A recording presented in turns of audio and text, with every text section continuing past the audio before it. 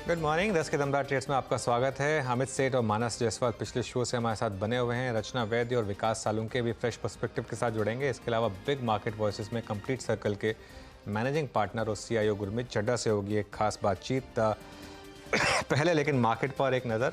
Nifty day high पर 22,300 के ऊपर, अब बैंक निफ्टी 350 पॉइंट ऊपर 47,100 के ऊपर। आज लार्ज कैप्स का दिन है, मिड कैप और स्मॉल कैप फ्लैट है या थोड़ा अंडर परफॉर्म कर रहे हैं। इंडेक्स स्टॉक्स में बजाज फाइनेंस और बजाज फिनसर्व दोनों स्टॉक्स अब टॉप गेनर्स, करीब करीब 3% के गेंस। आज सुबह डिस्कस हुआ था बिग स्टॉक्स में बजाज फाइनेंस। उसके अलावा doctor Reddy's, Divi's labs, ICICI bank, LNT, UltraTech cement, ये कुछ स्टॉक्स है जहां पर अच्छा मोमेंटम है। इन्फोसिस, टीसीएस, लेकिन सबसे बड़ा कंट्रीब्यूटर आईसीआईसीआई बैंक और उसके बाद रिलायंस। इन दो स्टॉक्स की वजह से मार्केट्स में शानदार शानदार मोमेंटम। आईसीआईसीआई बैंक 1100 क्रॉस करता हुआ और रिलायंस अपने ऑल टाइम हाई ट्रैजेक्टरी के काफ़ी करीब। वीरू, अनुज, इस मुकाम पे थोड़ी सी बात इस लिहाज से करते हैं ये ऑलमोस्ट एक कमेंसमेंट ऑफ न्यू सीरीज है और मतलब अप्रैल की सीरीज का स्टार्ट होगा। इस सीरीज में हमने पेन देखा, वो पेन और ब्लड बात था मिड कैप में, स्मॉल कैप में, बट समहाउ लार्ज कैप्स ने अपने आप को, अपनी सेंटिटी को बना के रखा। एक बार फिर से ऑल टाइम हाई के नज़दीक, एवरेजेस के ऊपर ट्रैप करना, रिलायंस का कंट्रीब्यूशन, एनबीएफसीज का फिर आके डिलीवर करना, ये अप्रैल के लिए क्या एक सेंस दे रहा है? स्पेशली जब आप अब चुनाव की तरफ जा रहे हैं, अप्रैल की सीरीज के लिए सेंस क्या दे रहा है आज का प्राइस बिहेवियर? देखिए वीरू, एक चीज़ मैं कहूँगा कि आज का मूव जो है ना, उसको आप इस कॉन्टेक्स्ट में रखें कि एक्सपायरी है प्लस फाइनेंशियल ईयर का एंड है। अगर यही मूव कंटिन्यू किया 1 अप्रैल को, तो मैं कहूँगा कि फिर मार्केट वापस वो 23,500 की ट्रेजेक्ट्री को शायद स्ट्राइक करेगा। फिर वो प्रॉपर वाली प्री इलेक्शन रैली की पॉसिबिलिटी बनेगी, बिल्कुल बनेगी। अगर वाकई में ये आज का जो मूव है वो फर्स्ट को फिजल आउट नहीं होता है, तो ये एक मार्केट ने एक चीज़ जो की थी, एक बीच में से लग रहा था कि ट्रेंडिंग डाउनवर्ड सीरीज़ है, उसको अरेस्ट किया मार्केट ने करीब 15-16 मार्च को, और वहाँ से चलना शुरू किया। और अब जो आज एक्सपायरी पे मूव्स आ रहे हैं वो क्लियरली बुल्स को एक वापस एक मोमेंटम दिलाएंगे। बस ये 1 अप्रैल को और चल जाए ये मूव, तो मुझे लग रहा है कि फिर मोमेंटम अच्छा रहेगा मार्केट के लिए, शानदार मोमेंटम पॉसिबल है। ओके, 1 अप्रैल क्रिटिकल डे रहेगा। मीनवाइल चलिए अभी कॉल्स लेना शुरू करते हैं। अपने मार्केट की हल्की सी समरी को साथ विकास सालुंके, रचना वैद्य फ्रेश पर्सपेक्टिव लेके, अमित सेठ, मानस जायसवाल पिछले कार्यक्रम से इस कार्यक्रम में भी आ रहे हैं। रचना जी, गुड मॉर्निंग। आपका कन्विक्शन ट्रेड इस वक्त का? जी गुड मॉर्निंग। और मेरा इस वक्त का जो कन्विक्शन ट्रेड रहेगा उसमें एक हीरो मोटोकॉर्प रहेगा अपसाइड पे और दूसरा सन फार्मा फ्यूचर्स अपसाइड पे। दोनों अप्रैल फ्यूचर्स की बात हो रही है। पहले अगर हीरो मोटोकॉर्प की बात करें तो यहाँ पे एक गिरावट के बाद ठीक ठाक बेस बना के अपवर्ड मूवमेंट शुरू होने जा रही है। यहाँ पे risk reward ratio is quite favourable. तो यहाँ पे हीरो मोटोकॉर्प के अप्रैल फ्यूचर्स में 4670 इज द करंट प्राइस। यहाँ पे अगर हम 4630 पे एसएल लगाए और अगर इसको लॉन्ग करें 30 रुपए के एसएल के साथ, तो अपर साइड पे हमें यहाँ पे आने वाले दिनों में 4825 और 4850 के लेवल्स दिख सकते हैं। ये एक दिन का कॉल नहीं है, इसको कैरी करना होगा। 2 या 3 दिन में ये नंबर्स हमें दिखने चाहिए 4825 एंड 50 तक के। और जहां तक सन फार्मा की बात है, सन फार्मा में भी आज फार्मा सेक्टर के हिसाब से एंड इंडिविजुअल स्टॉक के हिसाब से अच्छा मोमेंटम है। यहाँ पे भी रिस्क रिवॉर्ड रेशियो का फेवरेबल है। अप्रैल फ्यूचर्स के हिसाब से दिस इज एट 1640 के आसपास। अगर हम यहाँ पे 1620 का एसएल लगा के इसको लॉन्ग करें तो अपसाइड पे हमें आने वाले दिनों में इसमें 1690 का number with in 3 to 4 days दिख सकता है। ओके, चलिए, तो ये हो गई रचना जी की पिक्स। विकास जी, गुड मॉर्निंग। आपकी पिक्स इस समय की? गुड मॉर्निंग अनुज जी।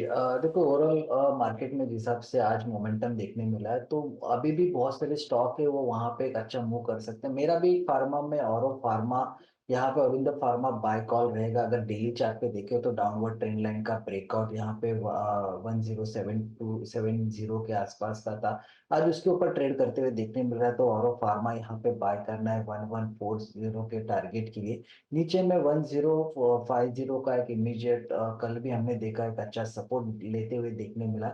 तो 1050 का स्टॉप लॉस लगा के और अरविंद फार्मा को बाय करना है 1140 के टारगेट के लिए।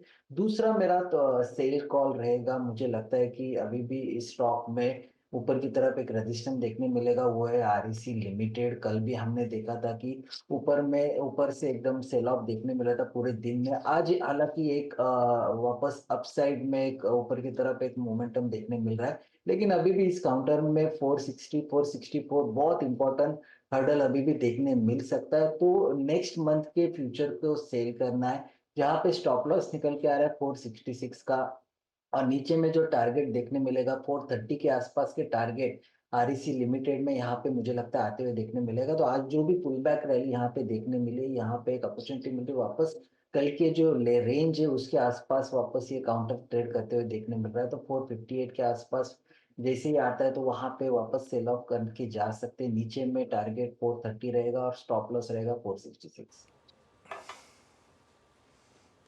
ओके, तो यहाँ पे आपके 2 ट्रेड्स भी हो गए। अब चलते हैं अमित जी के पास। अमित जी, आपके 2 ट्रेड्स क्या रहेंगे? कार्यक्रम में स्वागत है आपका।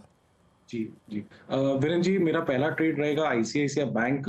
इस बैंक में अगर हम इसका वीकली स्ट्रक्चर देखें तो पिछले 3 हफ्तों से ये कंसोलिडेट कर रहा था और डेली चार्ट्स में एक सिमेट्रिकल ट्रायंगल का ब्रेकआउट है। अगर स्टॉक यहाँ पे बंद होता है तो it's a very strong chart pattern, और काफी दिनों बाद के कंसोलिडेशन के बाद फाइनली हम यहाँ पे एक आउट परफॉर्मेंस देख रहे हैं और एक ब्रेकआउट देख रहे हैं। इंपॉर्टेंट चीज ये है कि जब मार्केट करेक्ट कर रही थी तब भी ये स्टॉक अपने 1080 1075 के लेवल्स बड़े कंफर्टेबली होल्ड कर रहा था अपने 10 और 20 डमा को। तो आईसीआईसीआई बैंक करें, बाय करें। इसका स्टॉप लॉस रहेगा 1085 का और टारगेट्स रहेंगे 1130 रुपए के टू स्टार्ट विद। एंड दूसरा स्टॉक जो मेरे को पसंद आ रहा है Indian hotels. Following trend line का यहाँ पे ब्रेकआउट है। कल के सत्र में जो ब्रेकआउट देखा था उसके वॉल्यूम्स काफी स्ट्रॉन्ग थे और आज भी हम इसमें स्ट्रेंथ देख रहे हैं। तो लगभग 592 593 का प्राइस है, 603 के टारगेट्स रहेंगे और 586 का स्टॉप लॉस रहेगा। ओके, चलिए मानस, आपके पिक्स क्या होंगे इस समय की? तो देखिए, 2 स्ट्रॉन्ग स्ट्रक्चर जो ऑलरेडी परफॉर्म कर रहे हैं वहां पर आई थिंक बड़ा दौर देखने को मिल सकती है। पहला एलएनटी है, जहां पर एक फ्रेश ब्रेकआउट आज देखने को मिला है। जो पहले का हाई था 3740 का, स्टॉक ने उसको ब्रीच किया। हाई टॉप साइड बॉटम का ट्रेंड है। तो एलएनटी में करंट लेवल्स पे खरीदारी करेंगे 3710, 3710 के स्टॉप लॉस से 3830, 3830 तक के टारगेट्स पॉसिबल है एलएनटी में। और इंडिगो में भी खरीदारी करनी है। एक छोटा सा करेक्शन मॉर्निंग देखने को मिला था, लेकिन लोअर लेवल पे वापस हमें बाइंग इंटरेस्ट देखने को मिला है। तो इंडिगो में करंट लेवल्स पे खरीदारी करेंगे 3530 के स्टॉप लॉस से 3640, 3640 तक के टारगेट आपको इंडिगो में देखने को मिल सकते हैं। ओके, अच्छा, मानस की कॉल्स में जो एलएनटी शामिल था, अभी मैंने चार्ट देखा है इसका। दिस मीन्स मतलब कि LNT is at all time high now 3753। और अभी सिस्टम ने अलर्ट किया कि इसने जो जनवरी 30 का हाई क्रॉस किया, जस्ट बजट स्पीच से पहले का दिन, अब इसने इसको क्रॉस कर दिया। अब यहाँ पे एक इंपॉर्टेंट डिस्कशन करते हैं। अनुज, हमने इस 3 महीने की अवधि में जनवरी, फरवरी, मार्च में, जिसमें अर्निंग सीजन भी परसिस्ट करता है, कमिंस को और एबीबी को टेक ओवर करते हुए देखा इन टर्म्स ऑफ प्राइस। जो एक्सपेंशन हुआ, क्या एलएनटी इस डिफरेंशियल को अब पूरा करने की कोशिश करेगा? ये क्या स्टॉक ऑफ द मोमेंट हो सकता है क्या, स्पेशली अगले 1 महीने के लिए? आई थिंक वीरू शायद कल हमारी स्पॉटलाइट में था एलएनटी, कल या परसों, आई थिंक 2 में से एक दिन था स्पॉटलाइट में ये शेयर। देखिए, अगर तो ये रैली वही रैली है जो 2003 से 2007 वाली रैली थी, तो आप एक बार ज़रा उस फेज़ में एलएनटी ने जो किया था वो जाके देखेगा। एलएनटी और बीएचईएल दोनों ने, खैर, लेकिन एलएनटी ज़्यादा ज़रूरी था क्योंकि LNT obviously is much bigger company. अगर तो वही रिपीट हो रहा है तो मेरे ख्याल से ये सब प्राइसेस बहुत छोटे रह जाएंगे एलएनटी के। और जब ये बुल मार्केट पूरी मैच्योर होगी तब तक मुझे हैरानी नहीं होगी अगर एलएनटी एक 5 डिजिट स्टॉक भी बन जाए, क्योंकि ये सब इंडियन इकोनॉमी की सबसे बड़ी प्रॉक्सी लार्सन एंड ट्यूब्रो है। लार्सन एंड ट्यूब्रो एक ऐसी कंपनी है जो इंडिया के हर रियल सेक्टर में है, चाहे वो कंस्ट्रक्शन हो, चाहे वो रियल एस्टेट हो, चाहे वो कैपिटल गुड्स हो, चाहे वो इवन आईटी सेक्टर हो, चाहे वो डिफेंस सेक्टर हो। ठीक है, हमारी लाइफ, चाहे वो हाईवेज बनाने का काम हो ना, कुछ भी काम आप देख लें, रेलवेज हो, कोई भी थीम उठा के देख लें आप, एलएनटी एक डायरेक्ट प्रॉक्सी है, एक वेल मैनेज कंपनी। और मेरे ख्याल से बिल्कुल सही बोला आपने, एक अलग ट्रेजेक्ट्री में स्टॉक जा रहा है। और अगर आपका लॉन्ग टर्म का व्यू है, एक ऐसा स्टॉक है जहाँ पर मेरे ख्याल से कभी आपका पैसा गया नहीं है, मतलब देर सवेर पैसा बना ही है इसमें। बात करते करते यहाँ से एक ऑर्डर की न्यूज़ भी आ गई वैसे एलएनटी पर, लेकिन हाँ, खैर काफ़ी स्ट्रॉन्ग चार्ट है। बिल्कुल, एल&टी पे ऑर्डर खबर आ गई, ऑल टाइम हाई। मानस, अभी तो आपने एक डेट दिया, वो कंपल्शन थी आपकी, बट अगर ये थोड़ा मीडियम टर्म पर्सपेक्टिव से पूछूं तो अगर ये ब्रेकआउट कंफर्म हो गया तो कहाँ तक का स्विंग पॉसिबल है इसमें, अगर तो सीरीज देखिए, पॉइंट ऑफ व्यू से लेके चलना हो तो? जी, तो देखिए बिल्कुल ऐसा लग रहा है कि जो ब्रेकआउट है वो कंफर्म हो गया है, और अगर अब हमें टारगेट उस नजरिए से सेट करने होंगे तो वो 4000 के आसपास के आते हैं, तो करंट लेवल से भी 250 रुपए का मूव आपको देखने को मिल सकता है। पोजीशन ट्रेड अगर आप ले रहे हैं तो आपको स्टॉप लॉस थोड़े से डीप लगाने हैं, 3650 के नीचे आपको स्टॉप लॉस लगा के चलना है पोजिशनल बेसिस पे, और 4000 के टारगेट सेट करना है। चलिए अब एक काम करते हैं, अब बिग मार्केट वॉइसेस में इस फाइनेंशियल ईयर के आखिरी शो, मतलब बिग मार्केट वॉइसेस में हमारे साथ कंप्लीट सर्कल के मैनेजिंग पार्टनर और सीईओ गुरमीत चड्ढा जुड़े हैं। उनसे जानते हैं कि वो क्या अप्रोच रख रहे हैं मार्केट के लिए। गुरमीत, गुड मॉर्निंग, बहुत बहुत शुक्रिया हमारे साथ जुड़ने के लिए। बहुत शानदार बैकग्राउंड आपका, ये पीछे गोल्डन टेम्पल। हाँ जी, हाँ जी, हाँ जी, गोल्डन टेम्पल है। ओके, टेम्पल पीछे अगर मेरी किस्मत रही तो शायद इस वीकेंड पे मुझे जाने का मौका मिलेगा वहाँ पर वैसे। लेकिन गुरमीत, एक काफ़ी अच्छा साल रहा मार्केट के लिए, फाइनेंशियल ईयर। मैं देख रहा था कि अगर आपने सबसे फिसड्डी इंडेक्स में भी पैसा डाला तो भी आपके 17-18% बने, और अच्छे अच्छे इंडेक्स में तो 120-130% तक के रिटर्न्स मार्केट ने जनरेट करे। अब ऑब्वियसली बड़ा सवाल ये है कि क्या ये एक एबरेशन वाला ईयर था, क्या यहाँ से एक्सपेक्टेशन थोड़ी म्यूटेड हो, या वही एक्सपेक्टेशन इस साल भी रखी जाए? अनिल जी, पहले तो आई थिंक हमें थैंक यू करना चाहिए। बहुत अच्छा फाइनेंशियल ईयर गया है इन्वेस्टर्स के लिए, स्पेशली जो जो जिन्होंने इंडिया स्टोरी में बिलीव किया, डिसिप्लिन तरीके से स्टे पुट रहे। बहुत ज़्यादा नॉइज था नवंबर से कि ये वाला पॉकेट ओवर वैल्यूड है, यहाँ पे स्ट्रेस टेस्ट हो रहा है। मार्केट को रीजन चाहिए होते हैं कुछ एक्सेसेस कवर करने के लिए, वो उनको मिले तो कुछ कुछ पॉकेट्स में स्मॉल मिड कैप के ब्रेकडाउन आया और अभी तक रिकवरी नहीं आई है, जबकि ब्रॉडर इंडेक्स वापस जो है ऑलमोस्ट न्यू हाई की तरफ जा रहा है, 122-200 की तरफ।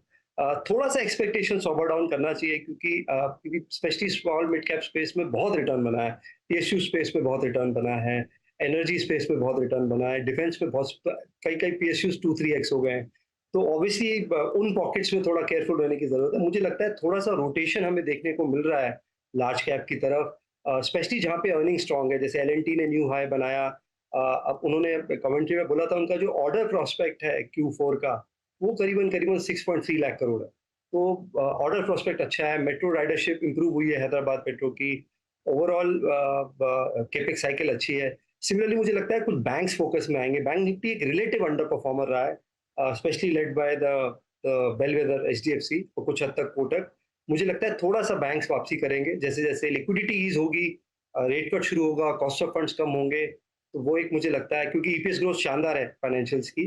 तीसरा, कुछ पॉकेट्स में अच्छे एग्जिट्स हुए हैं, पी के एग्जिट्स हुए हैं, कई जगह प्रमोटर्स ने एग्जिट किया है, एमएनसी जो पेरेंट कंपनी है वहां पे कुछ ट्रिम्स हुए हैं, वहां पे कुछ अच्छी अपॉर्चुनिटीज बनी है। करेक्शन 20-25% आया है इन इवेंट्स के बाद, तो थोड़ा सा सोबर डाउन रही है। और अनुज, आपको याद होगा मैंने 10 ईयर जी से मैं 3-4 महीने से बोल रहा हूँ, जब 7.25 का लेवल था, आज 7.03 है।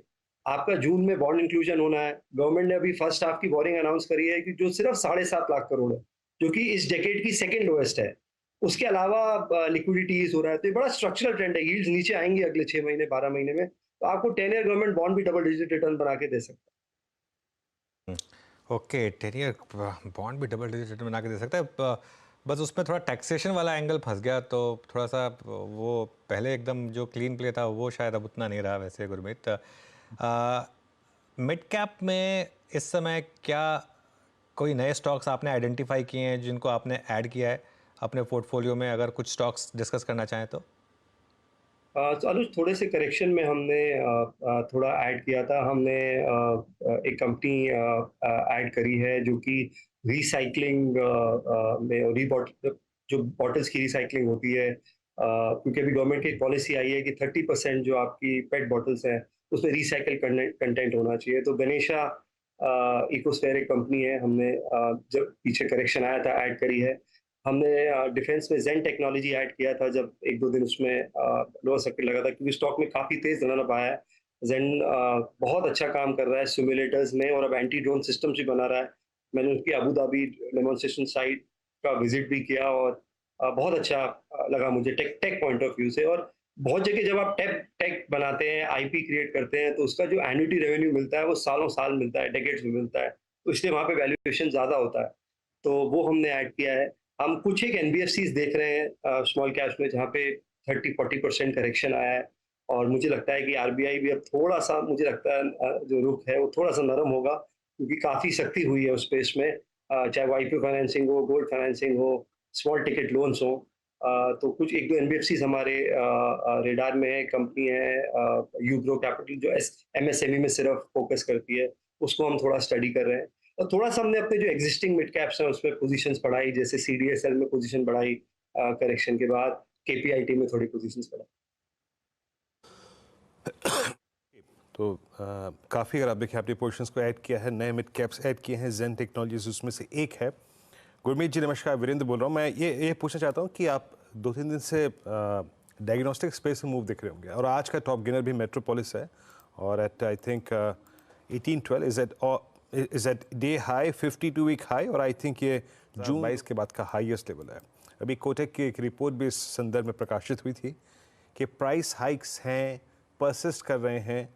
आपका व्यू, डायग्नोस्टिक कोई स्टॉक ऐड करेंगे, या फिर आप लोगों की आई थिंक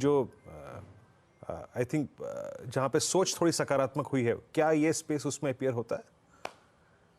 डायग्नोस्टिक्स में कुछ हमने ऐड नहीं किया है, हॉस्पिटल्स में ज़रूर ऐड किया था जब थोड़ा रेगुलेशन आया था कैपिंग का प्राइवेट हॉस्पिटल्स को लेके, और अच्छा करेक्शन आया था। हमने नारायणा हृदयालय ऐड किया है कुछ अपने नॉन डिस्क्रिशनरी पोर्टफोलियोज में। उसका फोकस बहुत अच्छा है, कैपिटल एलोकेशन इम्प्रूव हुआ है, और वो ज़्यादा टीयर 2 टीयर 3 टाउन्स में फोकस्ड हैं, जो कि प्राइसिंग से शायद कम इम्पैक्ट होंगे, और रिलेटिव वैल्यूएशंस अगर आप देखेंगे ईवी बाय एबिटा बेसिस पे सबसे रीजनेबल है। थर्ड, उनका जो बेड एक्सपेंशन है वो 2026-27 तक, उसमें करीबन 20% का ग्रोथ है, और जो हम रेवेन्यू पर ऑक्यूपाइड बेड देखते हैं आईसीयू वर्सेस नॉर्मल, उसमें वो मैट्रिक्स भी काफ़ी अच्छा है, तो वो ऐड किया। और हमें फार्मा इन जनरल अच्छा लग रहा था, क्योंकि थोड़ा आउट ऑफ फेवर था, और जब भी मार्केट में वॉलिटिलिटी आती है, ये एक डिफेंसिव स्पेस है, तो थोड़ा हमने जेनरिक्स ऐड किए थे, जैसे सन फार्मा है काफ़ी अच्छा, उसमें बहुत मेरे ख्याल 8-9 साल का अंडर परफॉर्मेंस था जो अब कवर।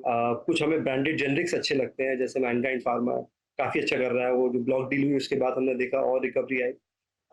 उसके अलावा हमारा एपीआई स्पेस में वहाँ हम थोड़ा मिक्स लग रहा है, न्यूलैंड में हमारा काफ़ी अच्छा लग रहा है, लॉरस लैब्स में हमारा जो है टाइम करेक्शन देखने को मिला है पिछले 2 साल में, बट ये लंबी स्पेस है, तो इसमें हम अभी भी पोजीशन जो है बनाए।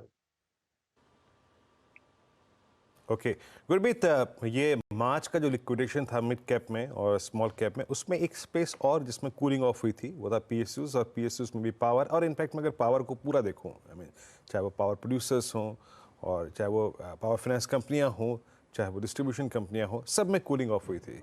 यहाँ कुछ ऐड किया आपने लोअर लेवल्स में, और व्यू आपका? हमने पावर ग्रिड ऐड किया है, क्योंकि जैसे हमने पहले चर्चा की थी, हमें लगता है अगले 4-5 साल में जो ट्रांसमिशन लाइन की जो अपॉर्चुनिटी है करीबन 2.25 से 2.5 लाख करोड़ है, और पावर ग्रिड का उसमें 62-63% मार्केट शेयर है, 14-15 के मल्टीपल पे है, गवर्नमेंट का स्टेक ऑलरेडी 51% है, तो शायद फर्दर सप्लाई ओवरहैंग के चांसेस कम है, डिविडेंड यील्ड अच्छा है, 13-14 टाइम्स है अर्निंग्स का, तो ये हमने ऐड किया है, डिफेंसिव भी है थोड़ा। एक हमारा स्टॉक रेडार में है पर थोड़ा एक्सपेंसिव, अभी तक हम ऐड नहीं कर पाए, वो केपीआई ग्रीन है, बहुत तेज रनअप आया था, उसके बाद करेक्शन भी आया है, तो इस पे हम नज़र बनाए हुए हैं। पावर फाइनेंस से हम थोड़ा सा दूर हैं, क्योंकि यहाँ पे जो एसेट कैटेगराइजेशन होता है बाकी एनबीएफसी से बहुत अलग होता है, तो एक साइकिल खराब होगी या एक कुछ होगा तो बहुत शार्प रिएक्शन मिलेगा, तो वहाँ से हम थोड़ा दूर रहते हैं, इतना समझ में नहीं आता है मुझे वो स्पेस, बट और पीएसयूज हम देख रहे हैं, हमें एनटीपीसी भी अच्छा लगता है, तो अब कुछ पीएसयू बैंक्स भी देख रहे हैं। ओके गुरमीत, एक आपका टॉप कन्विक्शन बेट था पॉलीकैब, वहाँ पर हमने फिर एक बड़ा इंसिडेंट देखा, काफ़ी लोगों की फेथ को उसने शेक किया होगा, लेकिन आपने एक व्यू रखा था कि अभी इसको हम थोड़ा टाइम देंगे। क्या मार्केट ने एक वर्डिक्ट दे दिया है अब कि अब मार्केट उसको भूलकर आगे चलने के लिए तैयार है, और क्या आपको लगता है कि ये स्टॉक वापस अपना ऑल टाइम हाई रिक्लेम कर पाएगा?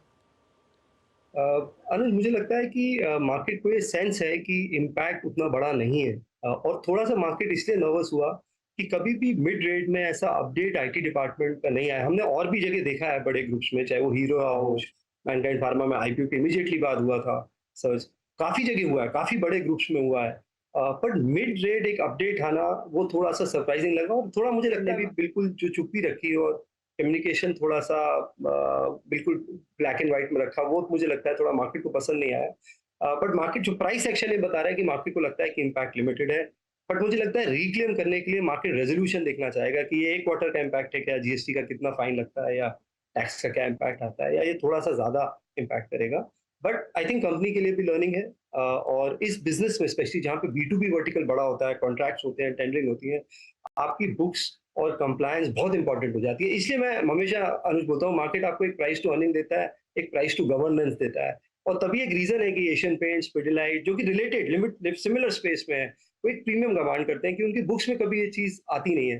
तो मुझे लगता है मार्केट थोड़ा सा टाइम लेगा, एक फाइनल रेजोल्यूशन के बाद जो है मुझे लगता है शायद रिक्लेम कर पाए। बिजनेस बहुत अच्छा कर रहा है, मैंने ग्राउंड लेवल चेक किया है, डीलर चेक किया है, सेगमेंट वाइज चेक किया है, केबल्स वायर्स में और एफएमईजी में, और बिजनेस परफॉर्मेंस बहुत अच्छा है। और 50 की अर्निंग मल्टीपल के लिए बाजार वेट करना चाहेगा कि ये वन ऑफ लैप्स ही था, कुछ स्ट्रक्चरल तो नहीं। बिल्कुल। अब HDFC बैंक, पेशेंस रख रहे हैं आप अभी भी यहाँ पर, फेथ रख रहे हैं, क्या करें यहाँ पर? अनुज, पेशेंट टेस्ट हो रहा है टू बी ऑनेस्ट, क्योंकि पर्सनल पेशेंस में प्रॉब्लम नहीं होती है। मेरी तो 15 साल की होल्डिंग है, लेकिन जब आप पोर्टफोलियो मैनेजर होते हैं तो आपकी फिड्यूशियरी रिस्पॉन्सिबिलिटी है, और एक अंडर परफॉर्मेंस है। बट मैंने ये देखा है कि बड़े स्टॉक्स साइकिल्स में जाते हैं। हमने रिलायंस में देखा 2 साल 2100-2300 का लेवल, और जब ब्रेकआउट आया तो अगर आप जियो फाइनेंशियल ऐड करेंगे तो ऑलमोस्ट 50% ब्रेकआउट है। अगर आप रिलायंस में देखें 2200-2300 से 3000, और अब 350 रुपए जियो फाइनेंशियल का जोड़े। आईटीसी में हम सिमिलर चीज देख चुके हैं। मुझे लगता है कोटक और एचडीएफसी ड्यू है। मुझे लगता है अगर एक क्वार्टर उन्होंने अच्छी डिपॉजिट ग्रोथ और क्रेडिट ग्रोथ दिखाई, अच्छा कॉम्बिनेशन दिखाया, और मार्केट का ये फियर एले किया कि निम जो है बॉटम आउट हो गया है, मुझे लगता है वो एक री रेटिंग पॉइंट होगा दोनों स्टॉक्स के लिए। और शायद कोटक के लिए ज्यादा आसान हो, क्योंकि 4 लाख 5 लाख करोड़ की बैलेंस शीट है, एचडीएफसी की 24-25 लाख करोड़ की बैलेंस शीट है, तो शायद कोटक को पिवट जल्दी कर पाए एचडीएफसी से। बट मुझे लगता है कि दोनों स्टॉक्स ड्यू हैं, और ये साल शायद सेकेंड हाफ उनके लिए अच्छा होना चाहिए। गुरमीत, कोई आपने होटल स्टॉक जोड़ा? क्योंकि एविएशन में और टूरिज्म में एक बार फिर से बड़ा मूव आ रहा है, Indian hotels eight all time high. कोई होटल्स पे आपने स्टॉक जोड़ा? हमारे पास 2 होटल स्टॉक्स हैं विनीत। एक इंडियन होटल्स है जो हम काफ़ी पहले एंटर कर गए थे लकीली कोविड के करीबन 6 महीने बाद, और दूसरा लेमन ट्री है। दोनों में हमारी जर्नी अच्छी रही है। लेमन ट्री में हमारी अभी भी स्ट्रॉन्ग पोजीशन है, क्योंकि मिड अफ्लुएंट सेगमेंट में है। ऑरिको के बाद 2026-27 तक उन्होंने 50-50 का गाइडेंस दिया है, own keys versus manage keys जो होती हैं, और कैपेसिटी क्रिएशन हो रहा है। और ये मुझे ट्रेंड स्ट्रक्चरल लगता है। अगर आप बिजनेस कन्वेंशन सेंटर्स भी देखें और कॉन्फ्रेंसेस देखें, मैं काफ़ी चीज़ें क्लोजली ट्रैक करता हूँ। बिजनेस एक्टिविटी में बहुत अपटिक है। डोमेस्टिक टूरिज्म तो है ही है, उसके अलावा जो रिलीजियस टूरिज्म है और बिजनेस एक्टिविटी, उसमें भी काफ़ी अपटिक है। लेमन ट्री काफ़ी बड़ा बेनिफिशियरी होने वाला है, तो ये हमने रखा है। मुझे IRCTC भी हमारे रेडार में, हमने अभी तक पोजीशन नहीं ली है, बट मुझे लगता है कि ये भी काफ़ी बड़ा प्ले हो सकता है। वाटर को लेके, केटरिंग को लेके, मुझे लगता है जो केटरिंग का रेवेन्यू है वो मल्टीफोल्ड बढ़ सकता है, और यहाँ से स्टॉक शायद थोड़ा सा री रेट हो सकता है। ये चड्ढा साहब, ये पॉलीकैब में वाकई डीलर चेक चल रहा था कोई, क्या फिर कोई कोठी छोटी का प्रोग्राम है? पूछना बनता है आज। अभी तो बस हाँ, नहीं अभी नहीं, अभी मुझे लगा सप्लायर ढूंढ रहे थे। खैर कोई बात नहीं, ऐसी मजाक कर रहा था मैं यहाँ पे। अच्छा, एक स्पेस और जिस पे थोड़ी बात कर लेते हैं, जिस पे काफ़ी बात होती भी है। केमिकल में कोई भी काउंटर कॉल आपकी? एक कॉल ली हो कोई अभी? हाँ, टाटा केमिकल है। बीच में हमें लगा कि शायद हमें थोड़ा रिवॉर्ड मिला है, बट वापस थोड़ा सा पुल बैक आया जब टाटा सन्स का IPO की न्यूज़ जो है वो सही नहीं निकली। बट हमें ऐसा लगता है कि बहुत बॉटम पे है ये। और 2-3 स्टॉक्स हैं हमारे रेडार में, जैसे नवीन फ्लोरिन है, काफ़ी स्ट्रॉन्ग करेक्शन आया है, काफ़ी चेंजेस भी आए वहाँ पे। और एक कंपनी है फाइन ऑर्गेनिक्स, उसको भी हम स्टडी कर रहे हैं। हमने अभी हालांकि एक्सपोजर लेना नहीं शुरू किया है। टाटा केमिकल में हमने एक्सपोजर लिया है। हमें लगता है कि क्योंकि ये हाउसिंग से भी एक तरीके से लिंक्ड है, क्योंकि सोडा ऐश जो है वो ग्लास का यूज़ है, और ग्लास का फाइनल यूज़ इंफ्रास्ट्रक्चर हाउसिंग में भी है, और स्पेशलिटी केमिकल में भी है थ्रू EV बैटरी। उसके अलावा रैलिस के थ्रू भी एग्रोकेमिकल में प्ले है। एग्रोकेमिकल मुझे लगता है एक्शन में आएगा लीडिंग अप टू इलेक्शन, तो वो एक स्पेस हम थोड़ा मॉनिटर कर रहे हैं, बट फिलहाल के लिए अभी सिर्फ टाटा केमिकल पोर्टफोलियो। ओके, अच्छा, रिलायंस पर क्या व्यू बन रहा है अब गुरमीत? क्योंकि एक मैसिव ब्रेकआउट, और अगर आप जियो का प्राइस जोड़ दें तो मेरे ख्याल से एक शानदार एक मूव रहा है यहाँ पर। मैं अनुज ये पहले भी बोल चुका हूँ कि इंडिया की अगर पहली कंपनी जो $1 ट्रिलियन की होगी, मुझे लगता है रिलायंस होगी। सबसे ज़्यादा जो तो मेरा रिलायंस पे व्यू पूरे डेकेड का है। तो मेरे लिए मैटर नहीं करता है कि अभी वो $200-250 बिलियन है। और ये मैंने आपको पहले भी बोला था कि जो खाली एनर्जी बिजनेस अगर आप अरामको का देखें, वो $2 ट्रिलियन का है। और जो काम रिलायंस कर रहा है एनर्जी बिजनेस में, आप देखिए जियो का एंटरप्राइज वैल्यू $150 बिलियन है, रिटेल का जो लास्ट राउंड हुआ था $100 बिलियन है। तो टेक्निकली एनर्जी बिजनेस फ्री है और एनर्जी बिजनेस में कैपेक्स हो रहा है। तो मुझे लगता है कि एक तो डीमर्जर की बहुत बड़ी अपॉर्चुनिटी है। मुझे ये भी लगता है कि जियो एक ऐसा इंडियन ब्रांड होगा जो टॉप 10 ग्लोबल ब्रांड्स में होगा, क्योंकि ये बात शायद मिस्टर चौकानी ने भी बोली थी कि जापान के बहुत सारे ब्रांड्स हाउस होल्ड नेम्स बन गए थे जब जापान में बुल मार्केट आया था। मुझे लगता है ये इंडिया की साइकिल है और ये मैं दिल से बोल रहा हूँ, मैं सिर्फ बोलने के लिए नहीं बोल रहा हूँ क्योंकि मैं पोर्टफोलियो मैनेजर हूँ। मुझे लगता है जियो एक ऐसा ब्रांड होगा जो टॉप 10 ब्रांड होगा ग्लोबली और काफी वैल्यू अनलॉकिंग होनी है। जियो अकेला शायद पोटेंशियल रखता है $500 बिलियन वैल्यूएशन। ओके, जियो अकेला $500 बिलियन के वैल्यूएशन का पोटेंशियल रखता है। स्टैंडर्ड डिस्क्लेमर आपके स्क्रीन पर एक बार फिर फ्लैश होगा। वैसे एक और स्पेस, एक और स्टॉक जहां पर अब काफ़ी शानदार कमबैक आ रहा है वो है बजाज फाइनेंस। क्या यहाँ पर भी वही स्टोरी रिपीट हो रही है गुरमीत? एक बड़ी करेक्शन, उसके बाद फिर ऑल टाइम हाई। अनुज, बजाज शुरू से हाई बीटा स्टॉक रहा है। अगर आप देखिए अभी थोड़ा बजाज हाउसिंग के आईपी को लेके थोड़ी बहुत मुझे लगता है रिकवरी आई। अगर आप 2 साल का अगर आप उसका ईपीएस ग्रोथ देखें तो करीबन 26% पर ईयर है और स्टॉक 20% नीचे आया था जब 6,200 आ गया था 8,000 के लेवल से। तो आप देखेंगे अगर टाइम और प्राइस करेक्शन तो 50% के आसपास का करेक्शन था और कोई प्रॉब्लम नहीं है फ्रेंचाइज में। आप 2 लाख करोड़ की बैलेंस शीट पे 40% ग्रोथ नहीं कर सकते, करना भी नहीं चाहिए, मेरे हिसाब से रेड फ्लैग है। और थोड़ा सा मुझे लगता है कहीं ना कहीं थोड़ा सा सक्सेशन को लेके मार्केट वरीड है। जो चीज आदित्य पुरी के साथ हुई एचडीएफसी बैंक में, शायद वो कुछ हद तक शायद राजीव जैन को लेके भी, हालांकि इस पे ज्यादा डिस्कशन नहीं हुआ है फोरम में, बट कहीं ना कहीं ये आ सकता है। और मुझे लगता है शानदार फ्रेंचाइज है, सॉलिड कंजम्पशन प्ले है, 42 डिफरेंट क्रेडिट लाइंस हैं, स्ट्रेस टेस्ट हर किस्म से हो चुका है। मुझे लगता है कि ये भी जैसे मैंने बोला एचडीएफसी कोटक, मुझे लगता है बजाज भी थोड़ा सा ड्यू था और 6,000 में सिंटर था। मतलब हमने थोड़ा ऐड किया पोर्टफोलियो में जब 6,100-200 आया, एकदम जिसे हम क्रिकेट में बोलते हैं एब्सोल्यूट सिटर बोलते हैं था। तो मुझे लगता है थोड़ा सा काउंटर सिक्लिकल होना चाहिए फाइनेंशियल्स को लेकर। जो अच्छी एनबीएफसीज हैं, चोला, बजाज, अच्छे बैंक्स हैं जो थोड़े रफ पैच से गए हैं, मुझे लगता है वो अच्छा शानदार कमबैक कर सकता है। ओके गुरमीत, बहुत बहुत शुक्रिया आज हमारे साथ जुड़ने के लिए। Thank you so much. Okay चलिए, तो ये होगी बात। बता दें कि मनी कंट्रोल पर दिए गए विचार एक्सपर्ट्स के अपने निजी विचार होते हैं। वेबसाइट या मैनेजमेंट इसके लिए उत्तरदायी नहीं है। यूजर्स को मनी कंट्रोल की सलाह है कि कोई भी निवेश निर्णय लेने से पहले सर्टिफाइड एक्सपर्ट की सलाह लें।